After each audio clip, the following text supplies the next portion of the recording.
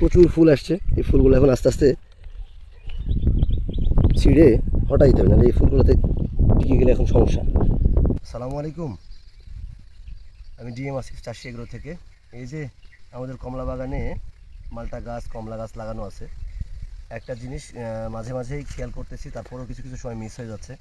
এই দেখেন, এটা গ্রাফটিং করা চারা। এটা হচ্ছে গ্রাফটিংয়ের ওপরের এই যে এই দুইটা ডাল হচ্ছে গ্রাফটিংয়ের জাতা অস্ট্রেলিয়ান ইয়েলো কিং মালটা। আর এটা হচ্ছে বাতাবি লেবুর সায়ন। এই বাতাবি লেবুর সায়নটা বাতাবি লেবুর এই যে নতুন কুশিটা বেরিয়েছে, এটা কেটে আলাদা করে দিচ্ছি। আলাদা না করে দিলে এইটাই বেশি খাদ্য গ্রহণ করে এই গাছ দুইটাকে খুব একটা গ্রোথ নিয়ে আসতে দিবে না। কাছে আসো, দেখাও একটা জিনিস। আর গতদিন আসো, আরও কাছে আসো। এই যেখানে দেখো মাকড়সা বসে আছে, মাকড়সাতে এবং চোষক পোষাতে পাতাগুলা চুষে খেয়ে নষ্ট করতেছে। গতদিন স্প্রে করছি, তারপরেও পুরাটা কাজ করেনি, কারণ বৃষ্টি হয়েছিল। আর এই পাতার কুশির ভিতরে ছোট করে এই যে নতুনভাবে আবার কুশি নেওয়ার জন্য গাছ তৈরি হচ্ছে। আসুন কাছে আসো, এই দেখো এদিকে কাছে আসো, দেখো মাকড়সা। এখন এই যে মাকড়সাটা আসলে যদিও এই মাকড়সাটা উপকারী মাকড়সা দ্বারা তেমন একটা ক্ষতি হয় না। এখন যেহেতু ফল নাই, প্রচুর মাকড়সা গাছে বাসা বেঁধে আছে। পোকা শুধুমাত্র খাদ্য গ্রহণ করার জন্য পোকাকে মাকড়সার এই শিকড় দ্বারা আটকায় মেরে ফেলছে।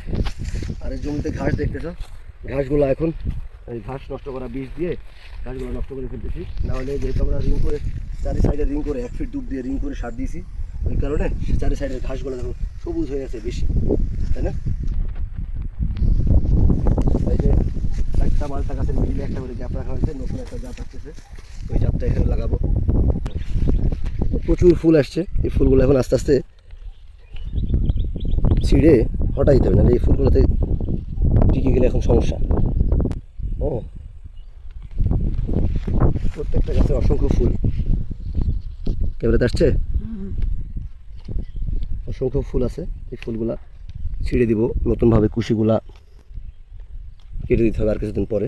দেখছি কতগুলো ফুল, 2, 4, 6, 8টা।